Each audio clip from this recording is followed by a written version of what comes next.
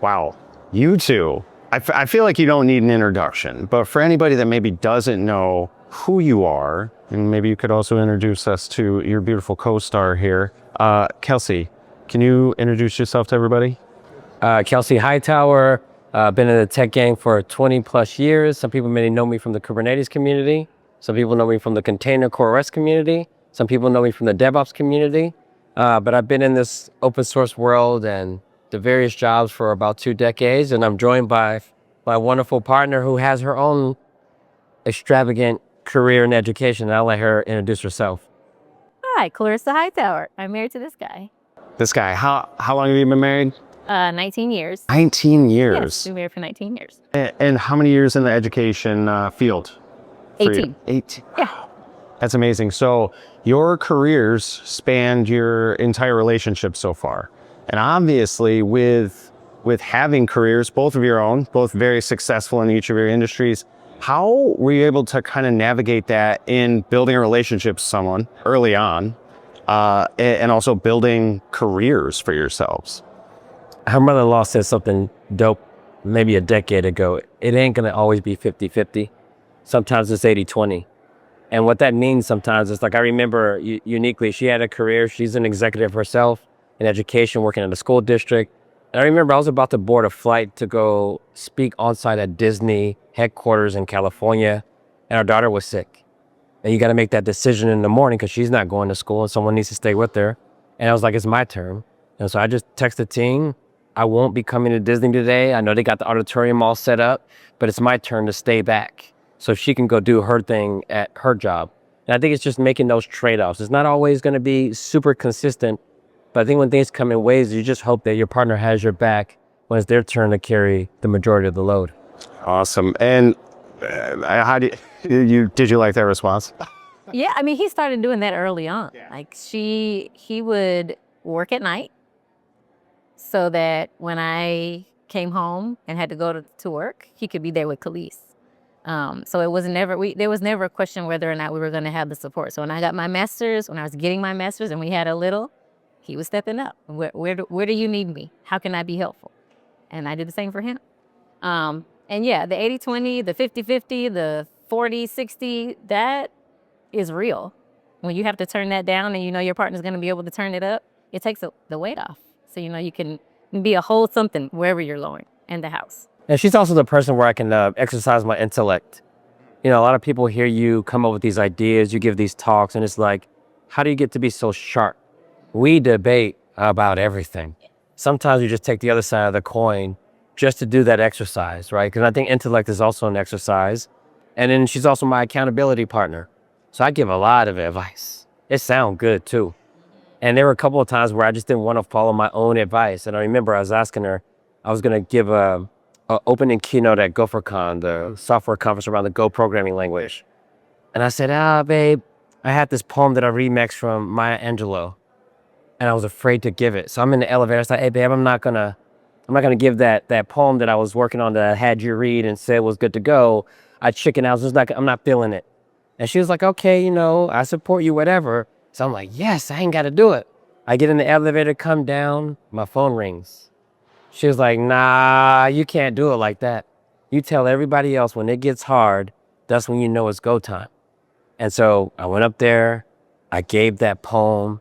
It was dope. A lot of people felt it. And what made it even more special, the creators of the programming language, we had a speaker dinner. And I remember they printed out the poem and had a Word doc that I had loaded up in a teleprompter. They went somewhere, printed it out, got it framed, and brought it to the speaker dinner. And I was like, man, I almost missed that opportunity if she didn't hold me accountable.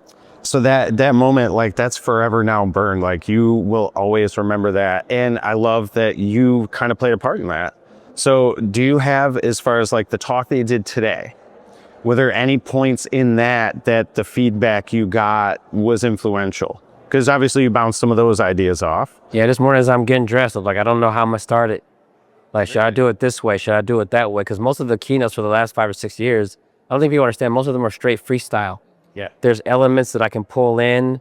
And I think the other part is like having her in the audience, and sometimes I'm talking through the camera. There's this constant feedback loop if I'm on the right track or not. And I think there's a point in the talk that she started getting a little And since she was in education, that part where I said, we are spending $1 trillion on AI and everyone's excited about teaching the machines, and yet we're having a hard time justifying paying for lunches at school to teach the kids.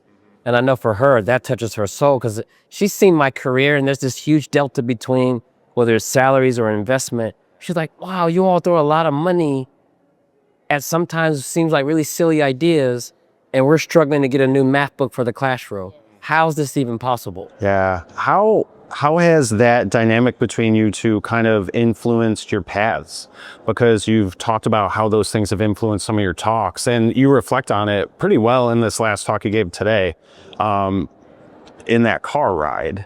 So how has the dynamic between you two and that communication kind of influenced some of the decisions you've made on your journey? I'd be interested in her answer because I think in our household, and I can see it in our daughter.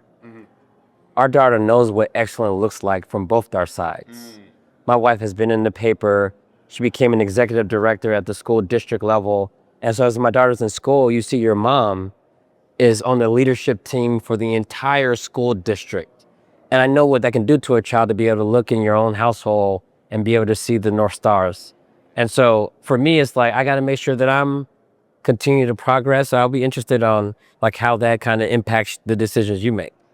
For me, he helped me see tech as a tool.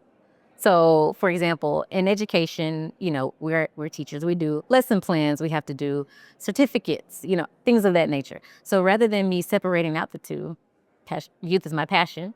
It's like, okay, let's figure out how we can, make those two things work together. There were a couple of times where I was like, babe, I have to do 300 certificates today for the program. He's like, oh, you can write code for that. I was like, no, not. I cannot do that. He's like, no, yes, you can. Let me show you. So he gets in there. He's showing me, right? I'm not doing it, but he's showing it to me. But I'm seeing the natural marriage of these two things. So our marriage, so my daughter sees that too. So of course I wanted her to go into education. That did not happen. She chose the tech route, but she sees how it can be applicable across the board based on how we were using it even in our own marriage. I love that. So obviously as a spouse in tech, I feel like that acronym spin, I didn't want to, I'm like, oh, I don't like that. I'll workshop that. But do you have any feedback on people? Obviously we're in a tech community, we're all technologists. As a spouse of somebody that works in an industry that takes a lot of effort and time away from you and your family, do you have any advice how you guys have worked through that? We talk, we constantly communicate. When he's out of town, I know what he's doing. I know how he's feeling about it because we talk about the talks. We talk about where he's going to go. He continues to be involved in what I want to do and what Kalisa's doing. The connection, the communication is very key. But then also, we are planners. So we have our eye on a goal that's in the future. And so when he's out doing things and I'm missing him and Kalisa's missing him, we can talk about okay, so we missed him now, right? Okay, but what are we working towards? What are we doing this for? And it reminds us. And then we're all good. And he's there in his own special way. But he, at the beginning of his career, he ramped up, right? I'm in multiple places all over the world. Kalisa gets to see that. And then I come home and I'm here with you all. I tell you about my stories as if you have been there with me. And now in the retirement phase of our lives, we're going to start going to the places with him that he goes. I think as someone, a lot of times you will say this, I'm working this hard for my family. And I think that's tricky is that if they can't tell. So if you're making a bunch of money and no one knows where it's going, that could be a problem. How do I know you're not just blowing it at Vegas? How do I know that you're really saving it for our future? Yeah. And so for me, it's very tactical. Create a spreadsheet with all the accounts. Show the savings rate. If you really did triple your salary and someone asked your spouse, where is the salary increase going? They should be able to say with exact detail, it's going to Vanguard. That's where it's going. Yeah. It didn't go to this random thing. It didn't go to that random thing. So then I think it turns you into us. And then also just being conscious, wash the dishes, put them up. The house should just be clean, observably clean. And so just having that conscious, things are getting done even if you can't see someone doing them. Yeah.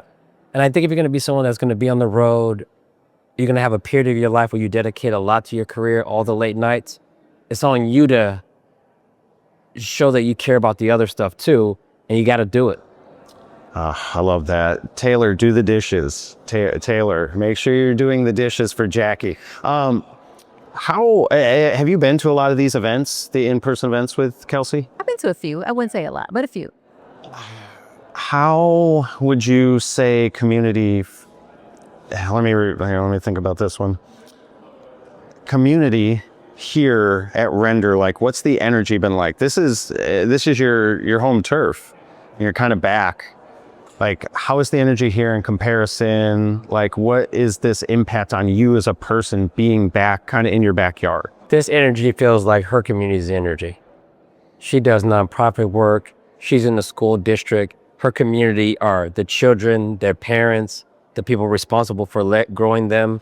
And a lot of times, and mostly in tech circles, a lot of people are kind of swimming in their own lane, right? The majority of tech conferences you go, people are sitting in isolation. They come to the conference with their teammates. They leave the conference with their teammates.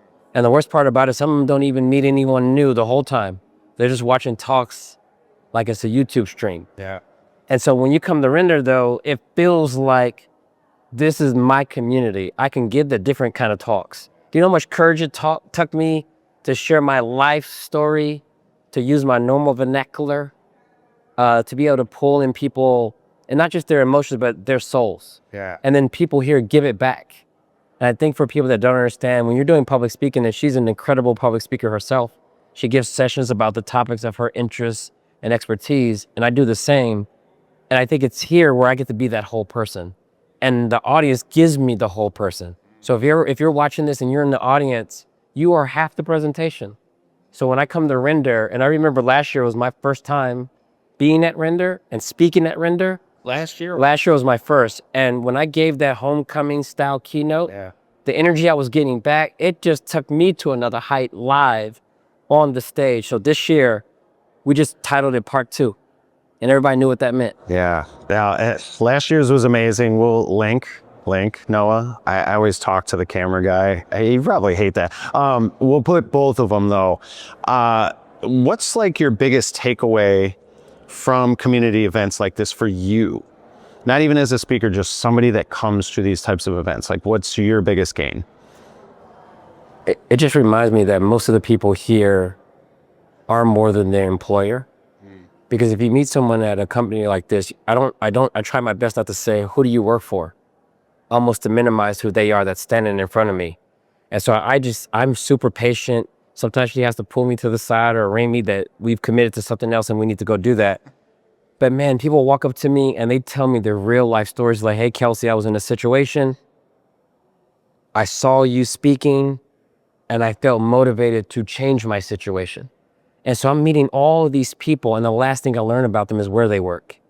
And so a tech conference like this, we know we all are doing this work. We all probably work somewhere, but I get to meet the person first. I get to know who they are individually, independent of that. And I think a lot of people have learned to present themselves in that way. Here's what I do. Sometimes the badge is flipped around, and I don't even try to say, it's like, hey, hi, nice to meet you. So I think these community events like that just it restores hope. Because my biggest fear in this tech game is that we get lost in it. And I just don't want people to get lost in the tooling, in the automation, and forget the reason why we built all this stuff in the first place. I love that. Do you see any parallels between any of the like educational type conferences to stuff like this? 100%. Same values? Yes. A little bit? Yeah. So when I started teaching, 18 years ago, those kids, the past 4 to 5 years, they've been graduating, right? So they're coming around, and when they run up to me and say, oh, Miss Hightower, you're my kindergarten teacher, you're taken back to this time where it's like, oh, it reminds you how powerful your words are. It reminds you of the impact you're making. And being able to walk around with Kelsey at the conference today and last night and hearing these people just say like, hey, I was down and out and I watched your talk and it brought me back. Or I wasn't sure what I want to do in my career and I watched your talk and it brought me to this space. It's the parallels are uncanny. You have, students who are saying that you've spoken to their lives and now they're this, and you have adults who are saying, yeah, I don't know what I was going to do when I taught your talk and now I'm doing this. And so the similarities in what we do on a day-to-day are, though they're different, it connects us in that way too, because we can have those kinds of conversations. Super impactful. She just got a community award from the community that we live in. It was presented to her, had a nice little ceremony, and we're sitting at the table, and it's dope because no one knows who I am at all. Yeah. They're like, hey, can you take a picture of my wife? And I'm like, yeah, no problem.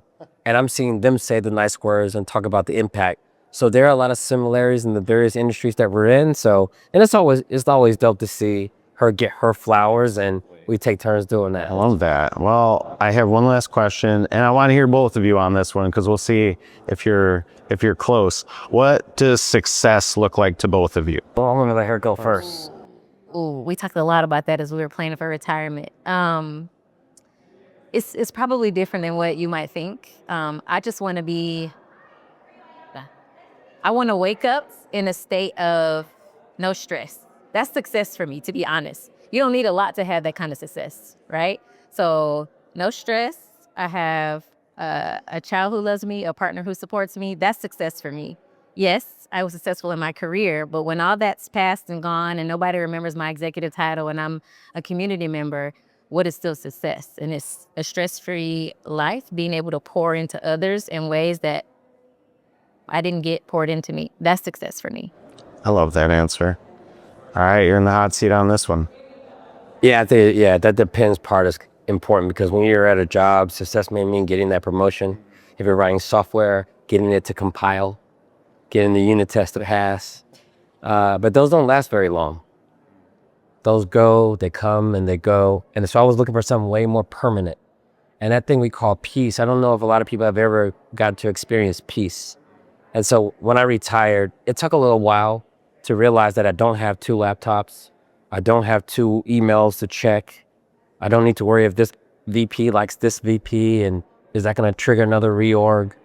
It was one of these things where for just a brief moment, there's this thing of peace and your brain just lets it all go.